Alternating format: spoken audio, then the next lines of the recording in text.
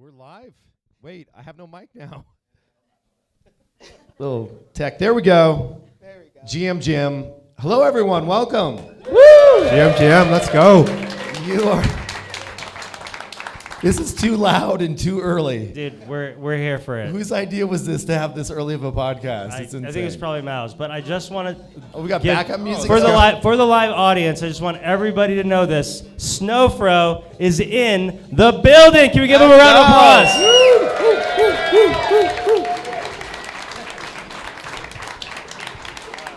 Thanks, everyone. Thank you. All right, Mao, I need you to. We're going to have a few technical difficulties here, everyone that's watching the stream, because that's the way it is. Mao, music's great. I need you to switch the tab so I can see the rundown as well. It's not working. Thank you. There we go. There Okay. we go. We had a little Tupac to kick things off there, which is okay. Welcome to 100 Proof okay. Live. What? You were like, it's okay. It's just okay. I love Tupac. It's okay. What are you gonna hate? You're coming in spicy and hot today. I love it. I am. I'm hungover. I'm not. Are you? Yes. Finally, very much. good. Whose idea was it to have a proof event the night before 100 It was Proof? dumb. I have no idea. It was We dumb, shouldn't have Maggie. done this. Maggie, Yeah. you're done. And then the second I get here, Drew Barman hands me a mimosa. Yeah. And he's like, here. And I'm like, Drew, I love you. And thank you for the mimosas for everyone, but it's a little early. Yeah. But I can dip in maybe. And then Sam got all the round of applause more than anyone else. One did. more for Sam's Sam. here. One more for Sam. Sam. It's because of Friend Tech. That's All right. Because of Friend Tech. Is he joined? Is Friend Tech Sam. .eth. you said you have a burner account in there. You know. Oh, we gotta find it then. It's 0.05 ETH. Okay, so we've got a great schedule and show for you today. Obviously, huge thanks to Drew Barman for the drinks, and we have Moonbird Gin here as well, which is awesome. Derek, you're here, man. I'm here. It's good to have you, and Thank good to be you. at your location. At Glitch. This is Let's Glitch. go. So that's awesome. Thank you, guys. Obviously, Amanda's going to be here. You're going to be bouncing around, taking all the live questions. So it'll be nice to have Amanda fielding those so that we can do a live interactive show. We've got Nifty here, Nifty 50s here from SquiggleDAO, which is awesome. Let's go. Snowfro.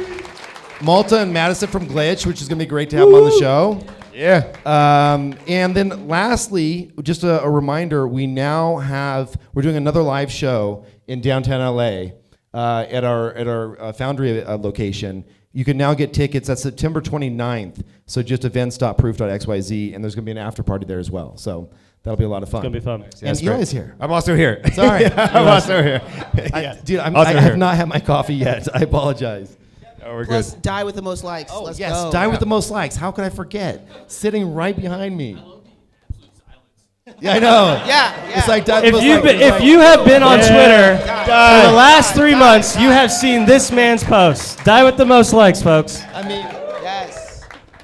that is super exciting. That's awesome. You are my favorite artist of this year. Like, I'm being dead serious. Like, your stuff is so wild. Killing it. When we watched Grails, I was dying laughing. I had not seen that clip yet, and it was amazing. So, awesome. So should we kick things off? Let's do it. So we've got, I think the best thing we can do is probably talk about why we're all here. This is a packed room. We're in Marfa. We're at Glitch.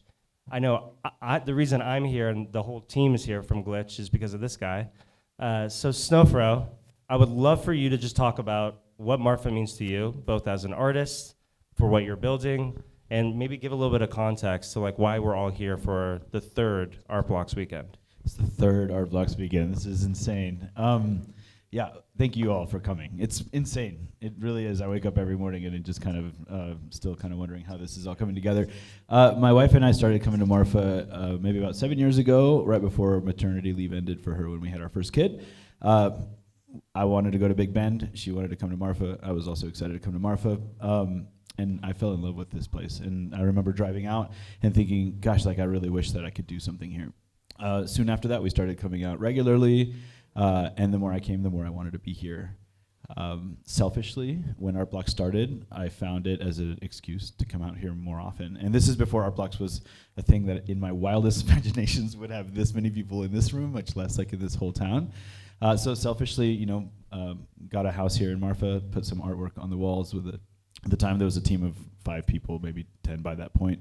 And yeah, October that year, we said, come check out our house, and we thought maybe a dozen would come, and a couple hundred people came, or some estimates as many as 300, and it's just been insane ever since. So yeah, this is a very special place to me. The people in this town are incredible human beings, artists, entrepreneurs, just nature lovers. The landscape is one of my favorite landscapes in the world. The mountains. It's just a very special place. So I feel very honored to have everybody come and join us here, and I hope that you guys enjoy the town. Enjoy the merchants. Like, go check out the shops. Yeah. There's some really cool stuff around here. The people are really nice. They live in this, they call it an island sometimes because it is kind of hard to get to. And yeah, go say hi and meet the town, because they're for the most part excited to have us here. And it'd be really nice for them to get to know everybody as well. Eric, before the Art Blocks weekends, what was the art scene like here? I'm curious, like, there's the Donald Judd background here. Just talk a little bit about the culture in terms of art here prior to Art Blocks, and maybe what drew you here in some parts initially. Yeah, on the first visit out here, we went to go check out Chinati, and I saw the maybe one of my favorite pieces of art in the world. It's called 100 Untitled Boxes in Milled Aluminum. I keep conflating the name with another project these days. And anyways, it's incredible. And if you haven't had a chance to check it out, there's a piece where there's 100 boxes and they're all within the same form factor, but they're all slightly different. And it's a huge inspiration for what Art Blocks is, because if you take the idea of one of those boxes out of that room and you look at it individually, it's beautiful, but it's within the context of all of the other works, all of the other iterations, all of the other ways that those boxes come together, that it really kind of comes together as an artwork. And that is a huge inspiration. The Flavin pieces, Donald Judd's just someone that I, from an artistic perspective, always admire. And coming down to Marfa to actually just kind of enjoy the scenery and stumbling into the art was like a really special thing.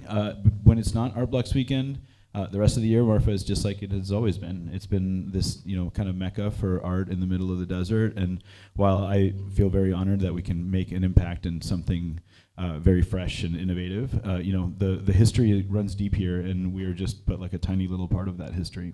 I want to loop in Nifty here in a second, but I gotta ask, because I think what you've brought to the town of Marfa is this interplay of the real world and the digital in a place where like experimentation has always been welcome. And Donald Judd came here and wanted to play with the harshness of these spaces with his own work. And the spin that Art Blocks has brought is taking some of the rules-based approach to making work, but adding a layer of technology to it. I think this is what you did with the Squiggle. This is what you're doing with the Art Blocks platform. This is what you're doing with this weekend. I see the chipped mesh tapped. Maybe you can talk a little bit about that as well. I know we got the IYK guys here. They're the brains behind that. But talk a little bit about the role of technology in Art Blocks and this weekend and what you're trying to do. Yeah, well, I mean, first of all, huge shout out IYK. Also, Harvey, I don't know if he's in the audience, and Shane Richardson. They both work together on this beautiful piece called Marfa Mesh. I think if you guys, yay Harvey. There's a need for us to be experimenting ways of having a different experience than what's happened for the last 3 years. We need to find new ways to interact with each other. And Harvey has really dug deep into a way to get people to become connected and still meet the on-chain deterministic requirements of doing something on Art Blocks, which is pretty special, trying to fit within those constraints. I think if you have one of these badges and you tap somebody else's, what you're doing is you're creating a generative moment that's an interaction with another human that gets recorded later permanently on the Ethereum blockchain on a generative artwork that they created. It's something that is powered by the combination of deterministic generative art, IYK, and the ability to kind of tap and interact with each other, and the app that Shane Richardson built that kind of extracts the color data and uploads it to the artwork. So it's just a very special new way of interacting with things, and it's a beautiful way of a lot of people in this ecosystem that have been around for a while that are always contributing and always looking for ways to innovate. It really is like a beautiful innovation within our ecosystem, and hopefully we'll see more and more of this kind of stuff. Harvey's brain is locked in on ways of interacting with art in a way that we have not, quite seen before. And so he's going to be a pioneer in that. He already is a pioneer in that. And I would very much encourage y'all to follow his work and where his brain's at, because it's something that I'm fascinated by personally. I'm curious, going over to SquiggleDAO for a second here. Is it really weird to have a DAO formed around your art? Like, how did that all happen? How did this connection? I mean, it's really cool. I haven't heard of a lot of DAOs that spin up around individual artwork collections. There's very few. I mean, there's some punks and things of that nature. But how did this connection happen? And then can you tell us a little bit about the DAO for those that aren't aware, like what your whole purpose is with the DAO? Like, what's the mission? So the mission is to collect and promote the Squiggle. Within collect, we like to break it down as build the biggest and best collection. So it's not adding more and more floors. It's also adding pieces that tell a story and make an interesting collection. And the promote, we like to say that everything we do needs to support Snowfro, supports the Squiggle, or support the community. So that's our goal with everything we do. And a little bit about ourselves that I would like to mention is that we have 330 pieces. We are the fourth largest holder. 75% of our treasury, $15 million, is in Squiggles, but then we have 25% in USDC and ETH, and that's important for us because it's giving us a runway until almost 2030, which we think that we believe that the Squiggles will succeed, so we just need to survive to succeed with them. So that's why the runway is so important for us. Okay. Going in a slightly different direction, there's this conversation at the moment around mathematical traits with squiggles and community-based traits. Why are you going to bring that up right now? Poor Snow. No, this doesn't. I mean, I'd love be this curious, combo. maybe from both of your perspectives. I mean, has that been interesting to see in terms of a development? How do you think about traits generally? And Last week was a rough week. Just like when you maybe there's enough people in this room to come up with the word. I've heard it multiple times. There's this thing called a something effect, when something is true for long enough that it just kind of becomes true. And I think after 3 years of people deeply getting into the mathematics of the Chromie Squiggle, finding out that there was some inconsistencies in the way that the feature script put it together was a massive shock. And what else was a shock is just like, as an artist, you create this thing, first of all, release this thing for $20. That feature script hadn't been looked at in 3 years. And everything just kind of like happens. DAOs form around this project. The prices of these things go kind of crazy. And a lot of times people are like, hey, when a Squiggle sells for a lot of money, are you really excited? And yeah, I am. But I'm also like terrified. Like, it's crazy to see this thing go for this, these amounts of money. And so it's all kind of like a big weird thing. And I think a lot of artists have dealt with that in the last 3 years. And this idea that we're beholden to this thing that we created under a different artistic moment, like in the history of this piece. What happens if in 3 years more mathematical things are discovered? And it's just a very weird moment. So after a lot of internal debate and turmoil and consulting with the smartest Squiggle people in the world, it just became very clear that the art, the traits that exist today are part of the art. They were part of the art from the beginning, and they will remain exactly the same now, and they will remain in the future, even if somebody finds out that there's like, I don't know, it's doing backflips mathematically. I don't know, like, it is going to be what it is. And changing it would be changing the art. And I think that's a precedent that I don't think makes sense to be setting, not just for like the Chromie Squiggle, but for any generative art. A generative artist can't release something today and then feel for the rest of their life that like some very intelligent mathematical thing could come up that makes them, it's a precedent that I feel like is the right precedent to set. The art is the art. This is how it is. It's how it always will be. And to celebrate this new information, right? Like, I think it's pretty amazing. I've always thought that the Chromie Squiggle was missing some circles in the bottom because they were sandwiched on top of like the circles that came after that. Well, that's not the case, right? And we figured that out, and it feels good. And yeah, now it's just a matter of what the history looks like from here. I think this just gets baked into the lore of the whole project, right? Like, I was talking to another generative artist here a few months ago, and they told me that their entire launch was like, 8 months of coding development to get this done, but 3 months of trying to track down one specific bug that would only show up like every 5,000 times or something, right? And it's just like, there's gonna be, this is human written code, there's gonna be some little errors and things that happen, and I'm sure you're not gonna be the only project that we look into over the long term, especially as you apply AI to be able to review the code at later points in time. There's going to be all kinds of things that we're going to discover, but it's locked in stone, right? Like it is what it is, and you bought it because you love the look of it today, and it's part of the lore. Yeah. The only other thing I would say is, like, I agree with all of this. It's such a great analogy for why we love this project, right? On the surface, this is these beautiful, simple internet rainbows that are on chain through this great innovation that you devised. But underneath, I remember feeling this myself in 2020. It's like the exploration that you can do and investigate, it just will never end. And like, I am sitting here with full confidence that 5 years from now, 10 years from now, there will be combinations of math that gets put together that explores the richness of this collection in more detail than we can have today. So it's a never-ending journey. It's why we're all so excited about the Squiggle, and it's great to see the community have another vector by which to collect on. Yeah, and to that, I mean, the SquiggleDAO has done such a great job with like the community traits and, you know, picking up a bunch of stuff that's just more on the fun side. I mean, when, again, it was a long time ago when this project was released, and they've done a really wonderful job of putting everything else together. Let's talk about that for a bit. So how do you, thanks for giving the quick background on SquiggleDAO and the mission and how well funded you guys are and how awesome your Squiggles are. That's pretty formidable. What in like brass tacks, with detail, where do you want SquiggleDAO to be 5 years from now, 10 years from now? What do you want people in this room to remember about this conversation, and what do you want the public 10 years from now to think when they think about SquiggleDAO? Great question. So we love to see SquiggleDAO as the curator of Squiggles, or a little bit of highlighting those interesting pieces and adding more lore, as Kevin was saying, to the collection. That's what we try to do with those curated traits that we introduced, community traits that we are highlighting, because everything is driven by a community, so we are just always listening to the community. And in 5 years, who knows, because this is changing so quickly that, as I remember Kevin saying, that in this space makes no sense to have a 3-5 year roadmap, because it's going to change. But we would love to see the collection like being maybe exhibited in different museums around the world or things like that. So that's our long-term ambitions.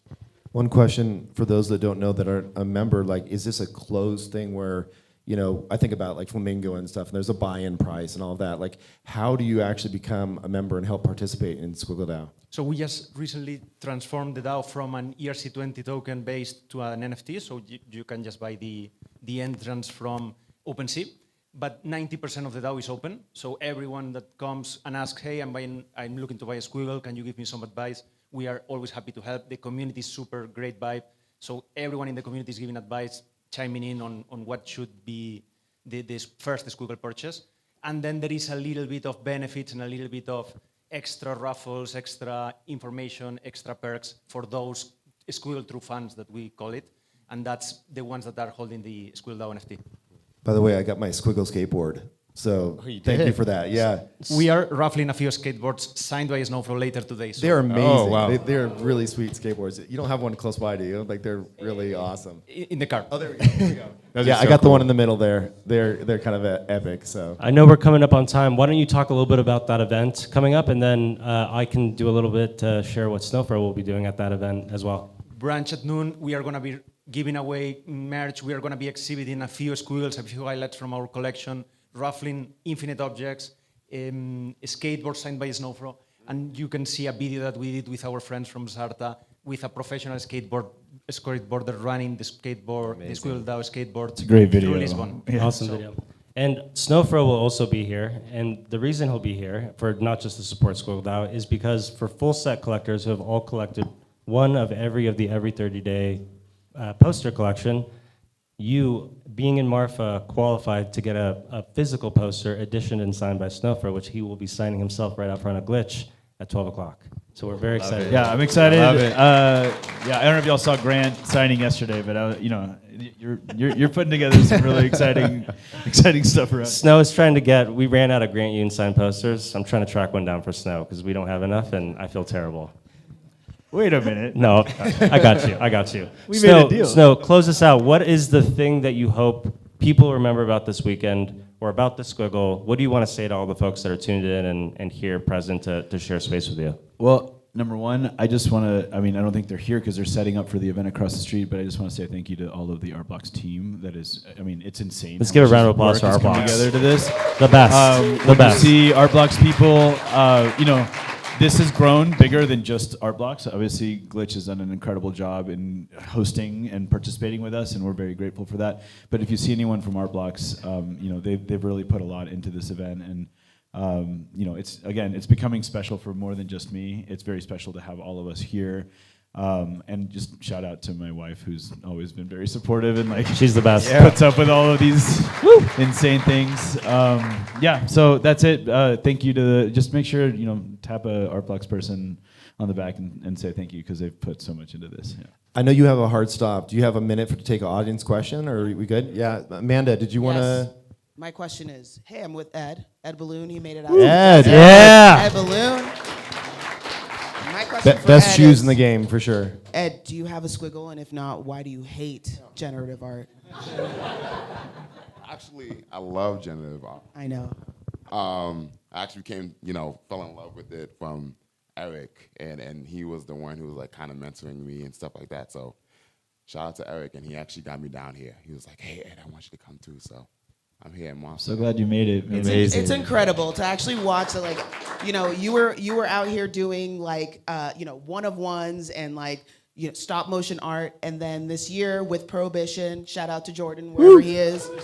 Yeah. There he is. Yay. Shout out to Jordan. Because of Prohibition, you actually launched your own generative piece collection, and it was beautiful, man. So I'm happy that I feel like the little bit of that culture, a little bit of that all these references, all the people, all the excitement around generative art kind of got you to experiment a little bit, right? Honestly, the generative art community is really the best. I mean, except for Moonbird, so whatever. I get in trouble.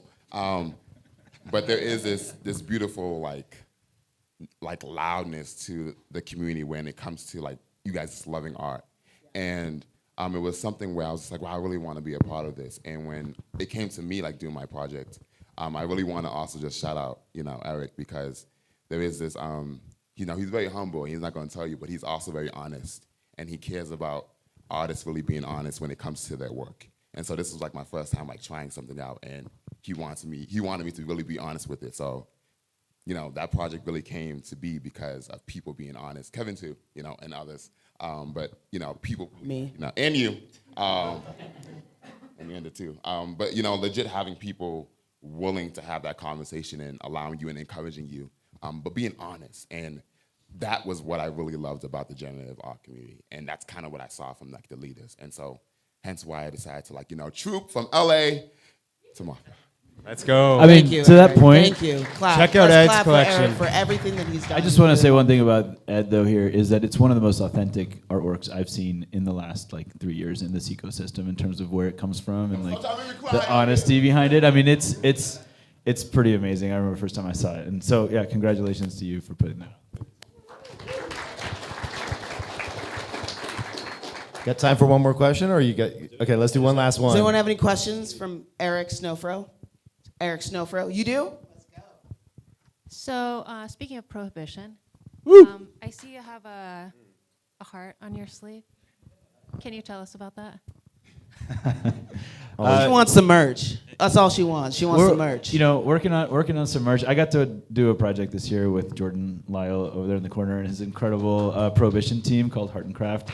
Round of applause for Prohibition and Jordan. Applause, yes. It's been a really wonderful experience, not only working with Jordan and his team, they're incredible, but also just getting to see this project come to life. If you've been to Marfa in the past, there's a little heart next to the Art Blocks house, next to the front door.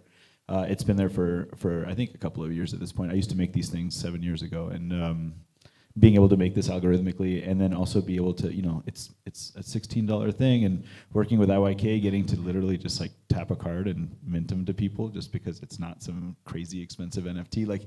It's pretty fun. But the on the merch side, the idea of the project is that it does become a physical thing. It does kind of take on a physical form, and we're exploring what it looks like for these things to live beyond the screen. Working on some iron-ons. They kind of look like stickers, but we're working through this process. We're iterating, and little by little, we'll get to a point where we're happy with it. Great. Well, I think that's it. We'll let you guys get back to your day. Thank you so much. you for guys. being Snowfro and here. Nifty, everybody. Thank you. Thanks.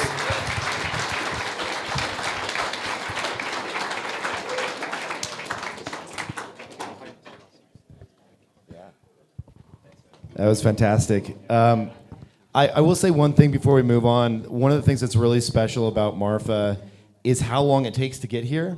And actually, it's a good thing. In my mind, when I look around the audience here and I interacted with people last night, you know, either at dinner or at our event that we did, it was clear that, like, if you're making the trek, you care about art. And, like, Absolutely. I love that there's a little bit of a barrier 100%. to actually pull it off. 100%. Yeah. 3 hours from El Paso, 6.5 hours from Austin. People that are coming here want to be here, and it really shows. Like the quality of the conversations we're having all weekend, it's pretty stellar. Yeah. Awesome. Well, let's kick off with your crew here. Yeah, so What's up? First of all, this is Glitch. This is the three of us. This is what we also have some amazing other team members that help us out, but this is the core team that, you know, works hard every week to put together really awesome exhibitions every month. Just for quick context, our first product is called Every 30 Days, where every 30 days we feature a single artist, single object, and we show it live here in Marfa, so anyone can come and enjoy that exhibition. And we stream it synchronously 24/7 through HypeShot digitally. And we write an exhibition statement, we tell stories, we feature the artist heavily throughout the month. We do Twitter Spaces and all sorts of things, and then it's accompanied by a very low-cost representation of the exhibition, a digital poster that you can usually buy for about $30, and there's only about 1,000 of them every month. And this is the team that puts it together every month. And this is Madison, and this is Malte. Yeah. Welcome. So, Thank you. So Derek, we know enough about you. Malta and Madison, give us a little bit of your backstory. And then maybe how did this come together, the three of you? Yeah, I'm Madison. Nice to meet you guys. I'm the director of Glitch and also one of the curators of this awesome Every 30 Days project. The origin story for us, Derek's my husband, so. Let's go. So that's that. Alpha.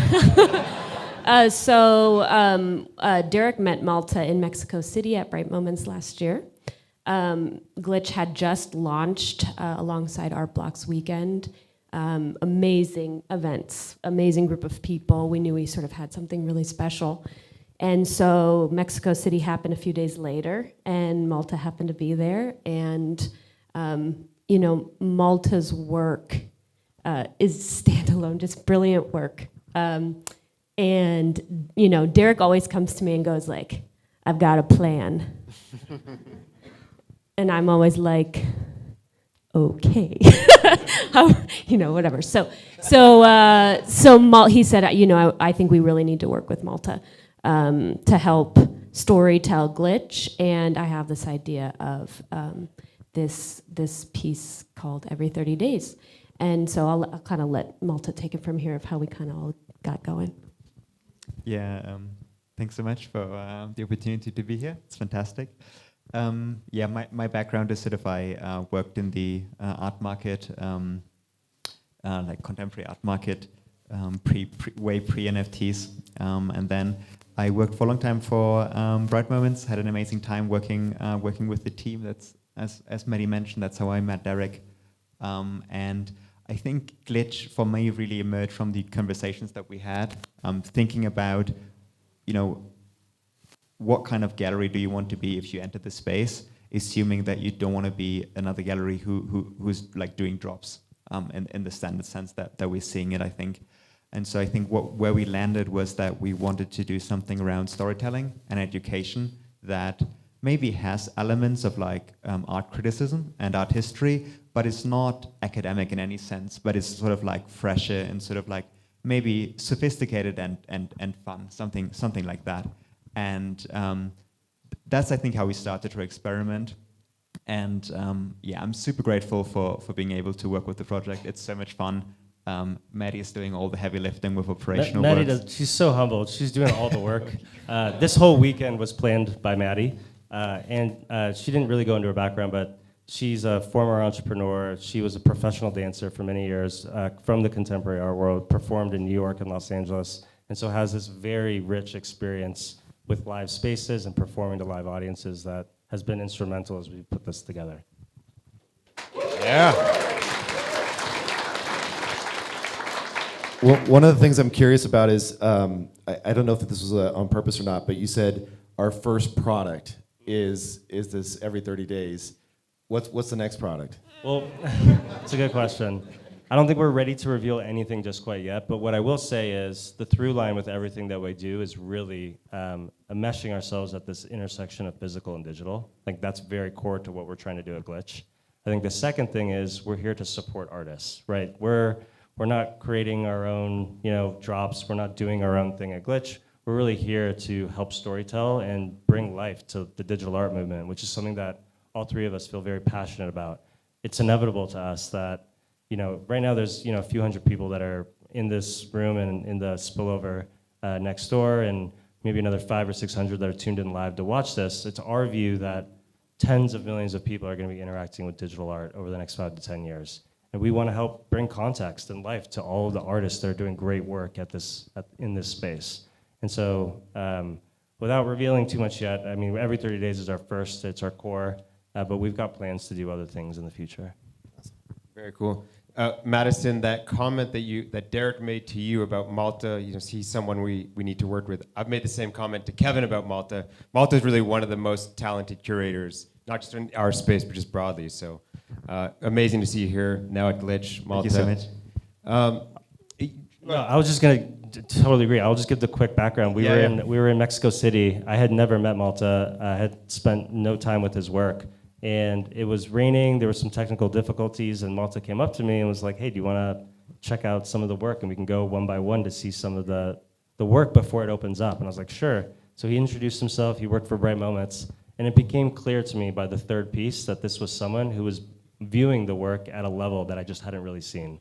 And I remember walking back to Maddie from that conversation, and I was like, we need to find all of Malta's work, we're gonna read it on the plane home, and when we got back, I was totally convinced that he was somebody we wanted to bring into the mix. Let's talk a little bit more about the physical and the digital. You mentioned it, Derek. You guys are doing these digital posters, but then you mentioned with Snowfro, you have these physical posters that he'll sign. Obviously, we're in your physical space showing the work. Talk about sort of where the physical fits into what we're trying to get done in terms of broader adoption of digital art. Yeah, do you guys want to take this first, or I can jump in? I can take it. So I do hope you read the long form. Every month we have a long form, and it does take a long time to read, and that's intentional. And I think the pace of certainly this space is so fast, and the intention is to really slow down and take the time to learn about the artwork broadly, but also learn about how it ties into art history more broadly. So with the physical posters, you can see if you go to the bathroom at Glitch, we have our physical posters printed out. And I think you're right, Eli. I think it's going to take people who are interested in digital art and also very passionate about being in a physical body. We all have them. So the idea for us is really like how to actually acknowledge that. I think we love coming to Marfa because we're seeing each other face to face. We love the internet because of all the technology it can bring to us. So we're really interested in like how do we play with that? How do we push boundaries? So we do have the 24 live stream of the physical object, which is always on our Danvis. Shout out to Danvis, who is so gracious to give us this screen. Well, we paid for it. And so yeah, we love pushing the boundaries of actually creating the exterior space as well. Maybe Malte can talk a little bit about the sculpture we're creating outside. Do you want to? Do you want me to jump in? Yeah, I can jump in. Probably, Derek, you're the pro on the sculpture. Maybe I can add though that I think sort of the way we thought about this online and in-person presence is that we wanted to address and work with this almost ironic fact that there's this physical gallery in the middle of nowhere, and we're addressing ourselves to an audience that's primarily online. And I think so. We want to play with that in various ways, and E30D is doing that already with the live stream and sort of the events that we're hosting there. But I think things that we want to do in the future with like physical posters and other like hybrid formats want to lean more strongly into that aspect. Yeah, I'll give one example. Eric talked a little bit about it, but IYK this year is powering this amazing art project at the intersection of physical and digital. Right, we're all physically here. We get these chips that are embedded within. I'm seeing them all around. Right, they've got the mesh IYK art blocks badges, and they're able to create a rich experience with digital art through the physical embodiment of the connections that we make while we're all here this weekend. That's a brilliant example of technology empowering further, deeper connections between people through this intersection of digital and physical. Another example is the people of Marfa are starting to really warmly embrace the work that we're doing here with digital art. It's taken some time. But one of the things that Maddie was just articulating was how do we bring and extend this exhibition to the sidewalk so that anybody who comes into Marfa on the weekend can really lean into the work that we're doing digitally on the internet all the time. And so we're building a sculpture outside. It's going to be powered by IYK. It's these two brilliant geniuses right here. You'll see a lot of them over the next few years. And that sculpture is, the first embodiment of it is an old Macintosh. And there will be an NFC component to the Macintosh where you'll be able to tap your phone against it and an object next to the Macintosh that will allow you to have a rich experience with the work we're doing at Glitch. But that's just an example of how we're trying to lean into the space and really bridge and build these really deep connections at that intersection of physical and digital spaces. And I guess not shy away from physical and digital. Like that, like let's embrace it. Let's embrace the contradiction and the sense of humor that we're in this crazy gallery in the middle of Marfa, and it can also be on the internet at the same time. How do you balance when you're on the curation side, when you're thinking about artists to show off for the next month and into the future? How much of that is like blue chip, we've already heard of it, versus thinking about, oh, there's a bunch of great up and coming artists that we also want to figure out how to highlight and give them a space? What does that process look like on the kind of editorial curation side for you Want to take all? this, Malta? Sure. Great question. Thanks. I think one thing that we want to do is that we want to surprise people. So the way we select artists is, I think, meant to be, taking on some of the iconic works like Squiggles or Xcopy, but then also bring in artists who we think are sort of extremely significant, but maybe don't have the same mindshare, like, for example, Terraforms by Math Castles, and to overall create a sense of anticipation and surprise by people, and also have this juxtaposition of what is seemingly historic and iconic already, and what is seemingly only emergent or very new. Because on a different time scale, this is all like very, very recent. I think we have high conviction that things like Squiggle or Xcopy will remain in this position of like a blue chip, very iconic work of art. But with other things, I think we feel confident to point out other works that are classified as much more emergent, that we think are of extremely high quality and should be contextualized with the care that we're giving to the collections.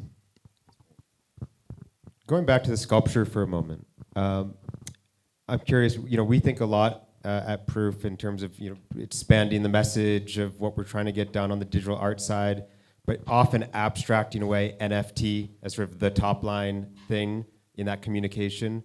When you think about someone scanning and collecting this digital object, is NFT part of that vernacular when you're communicating what's happening, or do you abstract that away and just, there's a product hook that gets someone excited to walk up to the sculpture and all of a sudden they own something?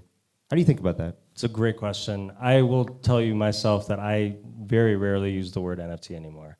I wrote this piece earlier this year called Storing Value in Digital Objects, where I make a number of arguments, but the piece itself, I think, was viewed or over half a million times or 600,000 times. And I didn't use the word NFT a single time. Crazy. Did you remove it from your bio, or? Just curious. It's a little Moonbirds joke. I will say, like, we as an industry have a tendency, because it's so we're a very technologically dense industry. There's a lot of really cool, innovative technology happening here. I think we default to explaining technology as it's meant for creators and developers. But the truth is most people aren't that. What they can understand are features. What they can't understand are value props. And so when people in Marfa come to learn more about digital art, we don't talk about it in terms of NFT, we talk about it as digital art. And we all know what digital art is, right? Like digital art has been around for a long time. I think the big unlock is we now have this public database, just like a private database, just like a database by which you store files on Dropbox or on your computer locally. But this public database allows anybody to read or write to it, and allows anybody around the world 24/7 to prove ownership over it, and for all of us to understand who owns that thing. And once you have ownership, you can start to build property rights on top. And that unlock, I think that feature set is much more well understood. And that's usually the angle we try to take when we write our statements and we talk about the work, is like that unlock that digital art now has, where we have this public database by which to show and prove ownership. Have you thought about doing like a annual kind of like print-based magazine that features all of the artworks and everything that you did throughout the year, so that someone can have something physical for like their desk? Maddie and Malte, you guys want to talk a little bit about some of those early conversations? We'll talk. Well, how do we? Yeah. Well, Give us the alpha. we talked about it. Okay. But we're All not right. ready to share anything. Sweet. Well, I got that one. Let's do some audience questions. Amanda. I'm here. I wanted to make sure I was sitting right next to Wayne, because Wayne is somebody who has just been a big fan of you. Like, I think it means a lot. Thank you, Wayne. Thanks, Wayne. We love Wayne. Hey, He's a Wayne. big Wayne- fan Wayne's awesome. Of Glitch and like these posters, reporting on the all the full set holders, like just really kind of jumping into it. And I think it's a testament to what you're doing and how much like passion you have and how much everyone kind of sees that. But I just wanted to kind of like highlight you, Wayne. Do you have a question for the Glitch team? I just wanted to I don't know. I just Are wanted you to lift them putting up. him on the spot? Like I you were am. saying, you must have a question. You must. I mean, I don't know if you want to say anything. Like, this is your shot because you're kind of obsessed with Derek. It's cool, but it's. Wow. Let's just say I'm a big fan of the entire Glitch team and Collab. I fell in love with these posters early, and I was trying to think what I could say about it. They really solved a pain point for me, which was historical context. I felt like I was gravitating toward the new shiny object, wasn't stepping back. So the every 30-day concept solved that pain point, and then the posters kind of served as a forcing function to do that. So I think for my personal curiosity, I do look up to Derek as a collector. The concept of a full set really meant something to me, and I knew it would mean something to Derek. And so for my own curiosity, I was building a Dune dashboard. I think I'll speak to the fact that I love blockchain data in this public ledger, but the construct of stuff like a full set is not baked in. Like you really have to intentionally design and set out for it. And so I started measuring that, not thinking it would catch on or it would lead to a Snowfro signed physical print during this weekend. So I guess that my Surprise. unbelievable. Maybe a question out of this is any collecting behavior learnings from the poster that you feel like was insightful that maybe you hadn't seen before from art you've collected previously? It's a great, first of all, thank you for the kind words. You are the target demographic of everything we're trying to do. Like you just repeated back all of our, we talk constantly about this stuff, and you have captured the essence of what we're really trying to do. I don't even know if I have the ability to answer a question. Like what's the essence of the question you're asking? I would maybe just collecting behavior that emerged from posters. The data. But even maybe talk to your personal collecting style and how even just the E30D exhibits has kind of helped you reflect and evolve your own personal style. Yeah, so we, Maddie and I, and you mentioned Collab. I also got to say, like, what you see here is Glitch, the public front of house, but there's so many people that are helping behind the scenes. You probably have seen Zach running around all day. He's my chief of staff at Collab+Currency. There he is right there. That's Zach. Steve Michelle are my co-owners along with Madison here at Glitch. They're amazing people. You should see that they're wearing other side shirts today. Please go say thank you if you see them today.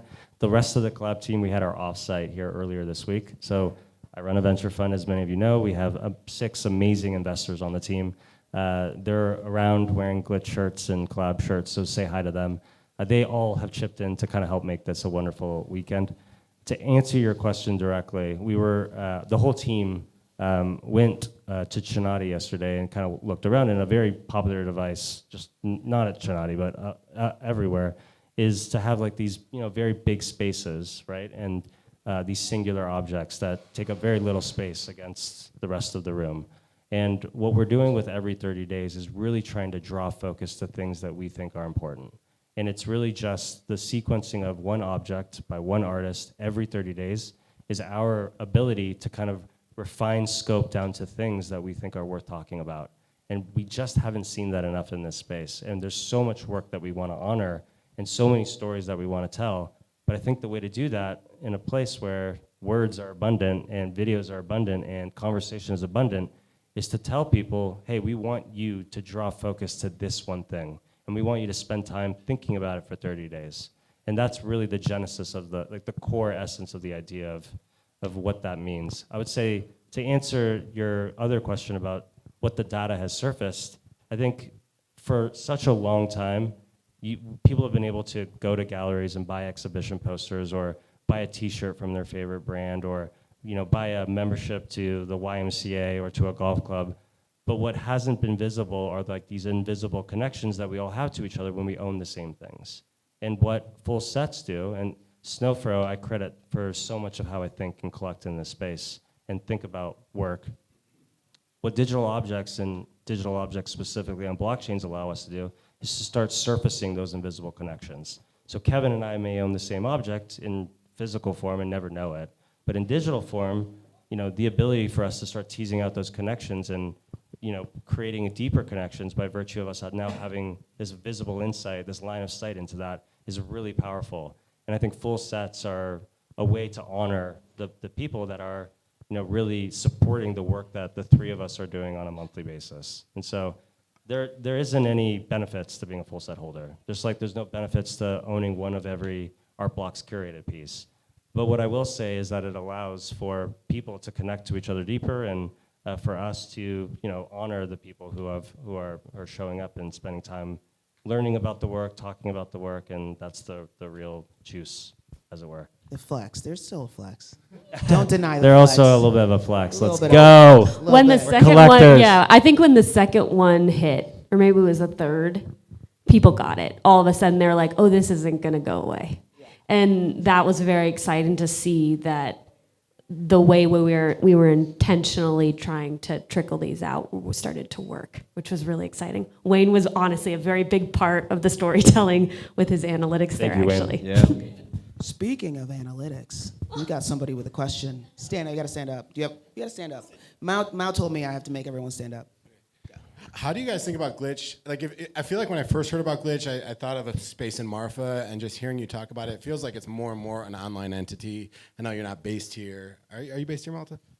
Yeah, so none of the three of you are based here. How do you see that evolving? Like, when you first bought the real estate, and are you seeing this more going forward as Glitch is actually kind of an online entity that just happens to have physical space in Marfa? Or? Yeah, it's a great question. This is something that we talk about constantly, and I just think that we don't have any public announcements about that. But what I will just say is something that's baked into the three of us is really thinking about how we can continue to extend the digital into physical spaces. There isn't an output I can share with you yet, but it is important to us that as the digital piece of Glitch grows, so does the physical. Amazing. Does anyone else have any questions? Yes? No? I think we're good. Thank you, guys. This is Thank awesome. you. Thank Round you of so applause much. for Thank the Glitch crew.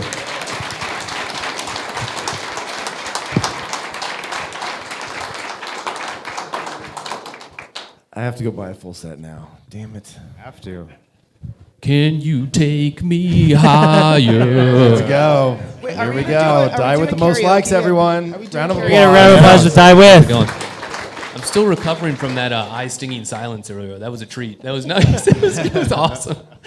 Thank you guys for having me. It's an honor to have you. Do you go by die with? You like the whole die thing? is cool. Die is Yeah, cool? anything is really cool with me. I've heard die with too, but die is cool. It's funny. I went to Italy a while ago, and really talented artist, Sky Golpe, was the first person who said, "Hey, Die!" And he had this like incredible Italian accent, and I'm like, all right, that's cool. I'm Die now, so yeah. That's awesome. Well, we're so stoked to have you here. You're doing some really crazy stuff this weekend, and thank you for doing one of our Grails. That was awesome. It's up here, yeah, just absolutely beautiful.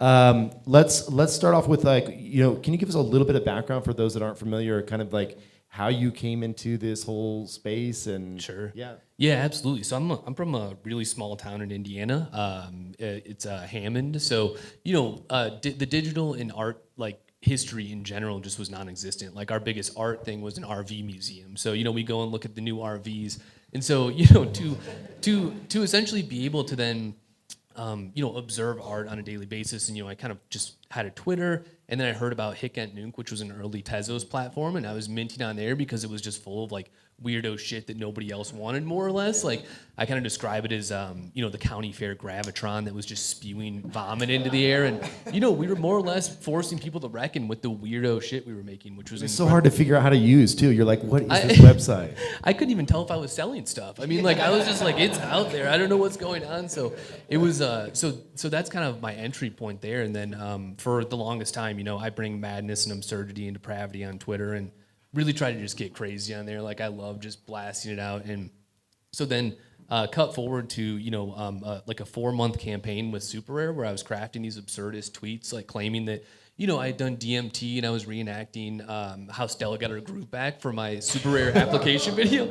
And so finally Zach just like, he finally gets tagged in one of those because I wasn't even tagging him. And he's like, dude, you're on. What the hell is going on? So it's kind of been history since then, but I've been making art forever and I'm a writer as well. So you have a book as well. I just got it. Someone sent me the link and I got it on Amazon. Oh, thank you. And so it has a great title. Remind me again, what was it? Oh, I have like 5. Okay. Yeah, so it might be like Sparsely Attended Funerals or An Eye for an Eye. Eye for Eye. Yeah. And something. What is it? Yeah, Eye for Eye? It's an absurdist satire about those like stupid beach reads by like David Baldacci that makes like $500 a year. So like I actually embodied a alter ego for it and wrote it as Mark Baldacci. It's a whole story, but it's been cool because nobody wanted to read any of my books. And now that like I'm making art that people like, now I'm like, oh, you can read my books too. This is awesome. So it's been such a wild ride, and I'm just so grateful to have anybody even listen to my nasally drone or look at my crazy art that I make. So I'm so happy. That's great. Yeah, Di. So I mean, you post on Twitter a new image almost every day, it seems, and it's a commentary on what's happening in the space. Talk about your process for that a little bit. How do you get in that zone to embody what's happening and then express it in those ways that only you could? Yeah, thank you. Yeah, most of it boils down to ground beef, as you can observe there, the spiral over there. And I think there's an absurdity in ground beef in the sense that it's an entire animal's existence and that's been pulverized in plastic by a butcher and sold to us is like discounted at a grocery store. So I find it really comical that we're not all that different from ground beef, prized hogs waiting for slaughter at the county fair. And so I look at the things happening in the space and with the same absurdist lens, essentially, crafting everything and more or less dissolving it into that same plastic wrapped thing of pink spaghetti that we buy and eat without much thought. So a lot of my stuff focuses around consumption and transaction and kind of like our demise into insects, more or less. As you can see here, the Neti Bong. The Neti Bong is a crowd favorite, of course. The official logo of Web3, as I deemed it. But yeah, really, I bask in the absurd and the mad. So, living in that world and being on Twitter and really being able to delve into that is my favorite thing in the world. It's just incredible. And that's Glitch right there. There it is. Yeah, There's Glitch. Oh, if we can get the GIF, going, that guy will be thrusting. Yeah, play that. There we go. There it There is. it is. Oh. We got one pump. Got one pump. So I guess so that's kind of it though. Yeah. Do you have like an iPad? Are you just sketching these out, or what are you doing? I do. Yeah. I use Procreate mainly, and then of course, like we'll get into it in a little bit. But I love painting, so I've got this weird basement, like I guess studio, but it's just a basement in our house with poor lighting that I paint a lot of things in too. So, but all the digital stuff is with Procreate, and then of course for the Grails. Yeah, the Grails was a painting, right? Which was so cool because I don't really do that a lot. Well, never really turn my acrylics into digital pieces. So it was awesome to have the opportunity with Proof, who said, hey, like let's do something different, something out there that isn't necessarily like this, I feel like pretty recognizable style. And I just had a blast being able to let loose on the canvas without any type of, like expectation or anything like that. So it was really cool. How do you think about inspiration by virtue of other artists, right? Like, your work is so unique and different, but you've got to have people that you look up to, whether they're traditional, whether they're digital artists, whether, frankly, you take a lot of inspiration just from just life, right? Like and social spaces. But maybe talk a little bit about your inspiration on the artist side and who you look up to, and I guess what's helped you refine and shape your work over time. Sure. Well, it's odd because most of my like artistic vision was created through reading, first of all, because there was no art to be had, again, in my hometown kind of. So, I would find myself reading, of course, like Hunter S. and Burroughs and like all those kind of like absurd, insane authors that just, created these really unique worlds. But so that's been the real treat, is like being in this world where I can now consume art that I would have never been able to look at on a daily basis. And I think that ultimately we're all fueling the shit out of each other. Like we're all looking at each other's work and saying like, oh my God, this is an incredible piece. I've got to bring mine to the next level and really push myself artistically. And I think that there's kind of this collective inspiration that's happening, honestly, where you don't even realize it. Like it's passive almost. Like I don't think there's ever been a point in time where you're just consuming, like world-class art on a second-by-second basis on Twitter throughout the day. And I almost think we take it for granted. You're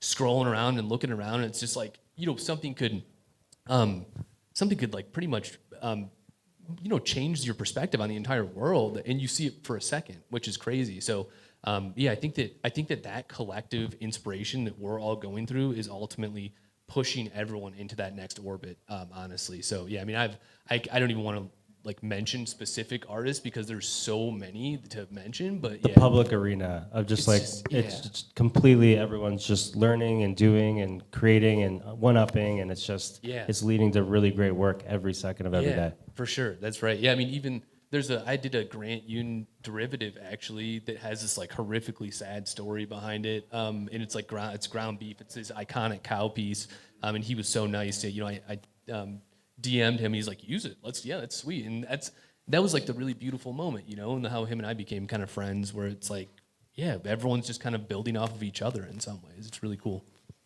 Can you tell us what you're doing out here in Marfa? I saw some Christie's ball sacks that were dipped in Christie's paint.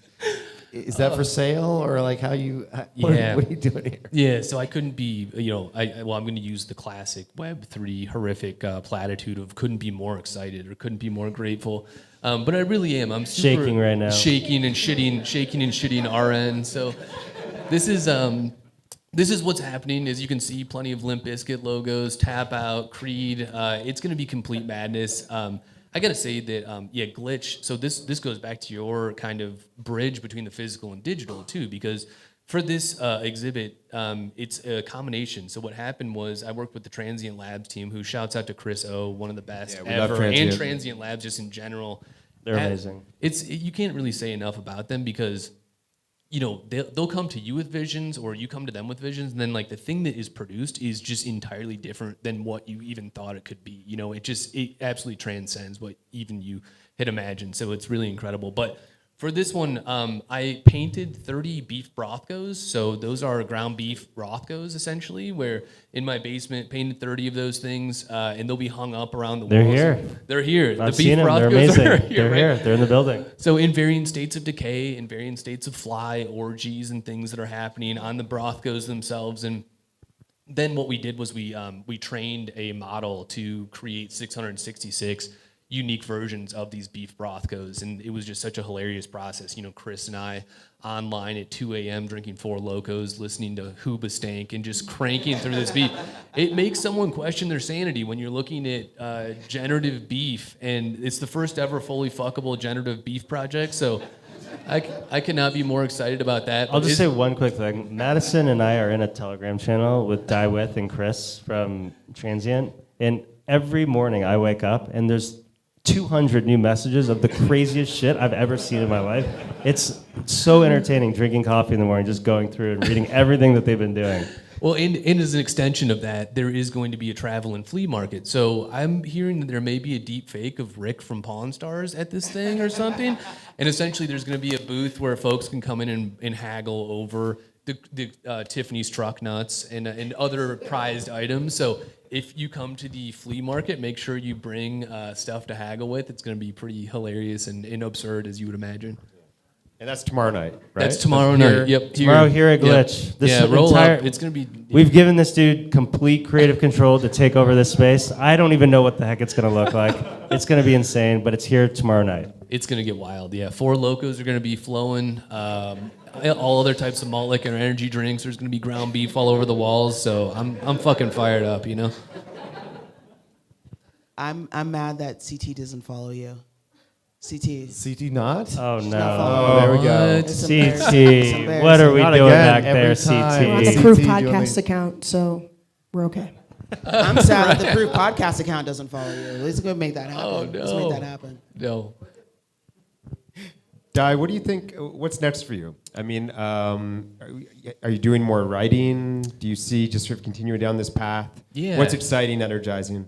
Yeah, it's a little bit of everything. I think much like Glitch, I love the exploration of the digital in unison, where the exploration of the physical with the digital, because I think that there's different stories to be told there in the different mediums where people can kind of, like you look at that piece and there's an entirely different tale to be told. So I think for me, it's just there's an urgency that I need to, document and tell this story that I have, from Middle America, and just like hammering people with, my kind of exaggerated, skewed, insane lens on the world itself, and hopefully maybe make people take a step back and either have reprieve or take a step back and say, what the fuck am I doing, dude? This is insane. Like I'm becoming this like consumptive insect creature that doesn't really think about what's being passively put into my body and quickly evacuated into a truck stop toilet. So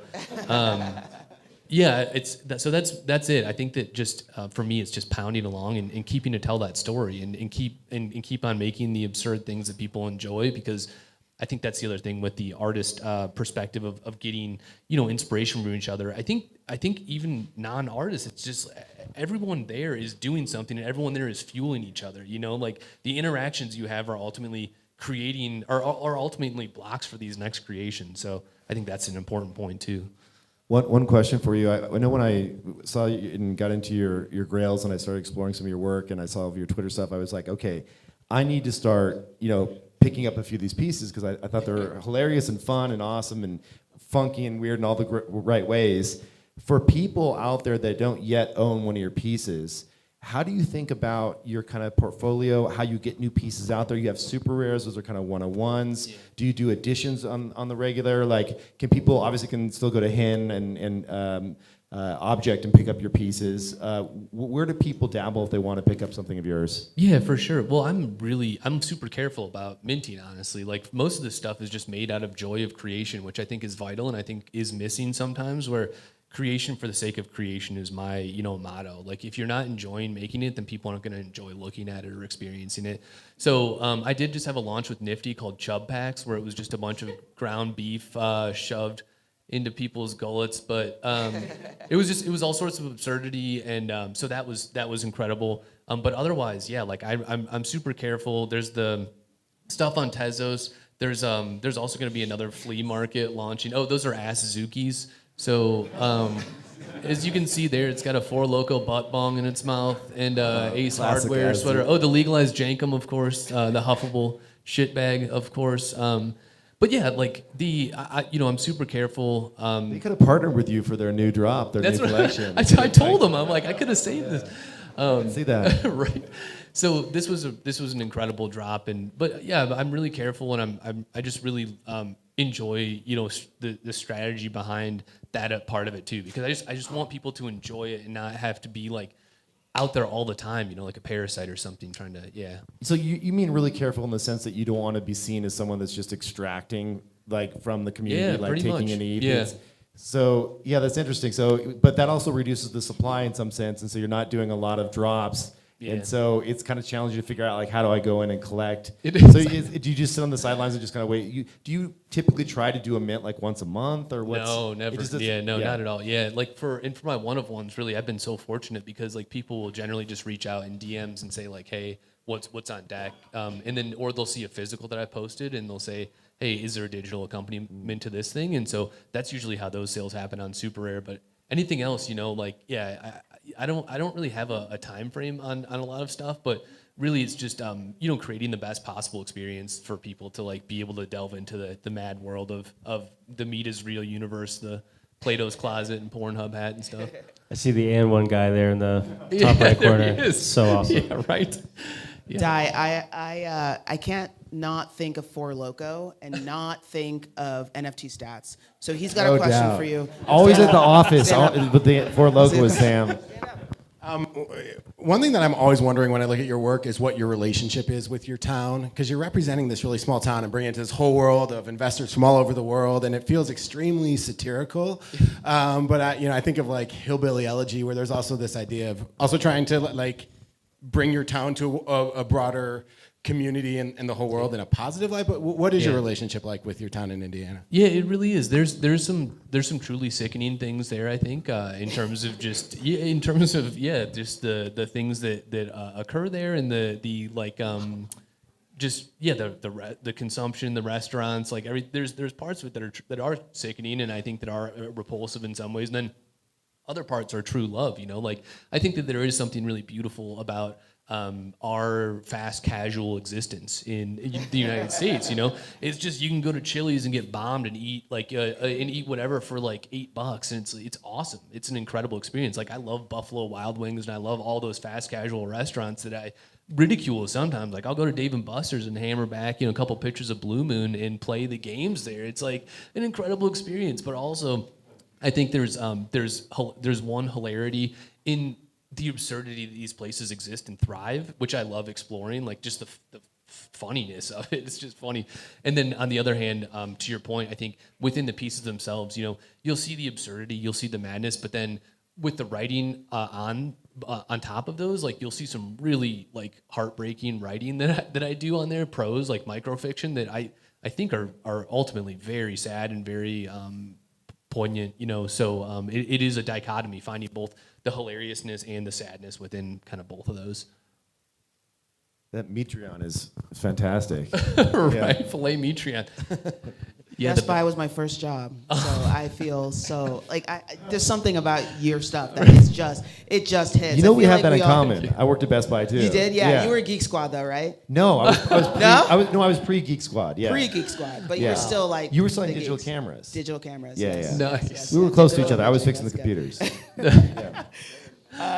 There's something about your work that I think all of us, those who are from America, like, or maybe not, right? Like, a lot of us probably grew up in these very sort of normal worlds and then made a decision to maybe do something more unique, right? But we all still know some of these brands and all of these things, and it's still somewhere part of us, right? Yeah. And I think that's something that's kind of heartwarming, and it like kind of hits you and reaches you, and it like again like what Kevin said, you are the artist of the year. We all love you. I'm so excited to grab some truck nuts. So much. Let's go. I'm so stoked. Thank you so much. I appreciate it. Amazing. Do we have any audience questions real quick? Anyone else? I know we were over. I know we're a little over. We've been hanging out, but that was a great question, awesome. Sam. Thank you. That was awesome. Thank you. So tomorrow night, obviously Glitch. You're gonna have to get cleaners afterwards. It sounds You like will.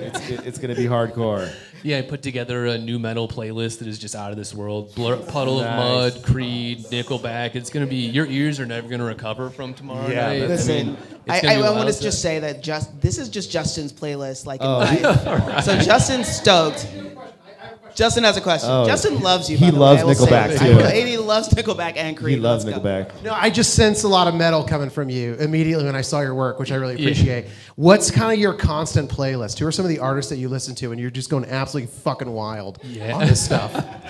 Yeah, I am a big metalhead, so I like a lot of the Doom stuff, so Bong Ripper and Gate Creeper and all those kind of bands. But I'll put on whatever, like anything kind of works. I mean, Trying to think about other Christina stuff. Aguilera. Yeah, Christina. right, exactly. I mean, yeah, Human Clay is just on repeat, of course. You know what I mean? But yeah, no, that's. We'll talk after about some metal for sure. Yeah, thank you. And thank you again for having me, and thank you so much again to Transient and Glitch, because like this event is going to be crazy, and I'm so happy that that you guys believe in kind of the madness, the absurdity, and the merger of physical and digital. So thank you guys so much for having me on the pod, and yeah, thank you for coming tomorrow night. I hope everyone has a great night. It's gonna be so much fun. Thanks, Di. Yeah, Die with the most likes. Let's go.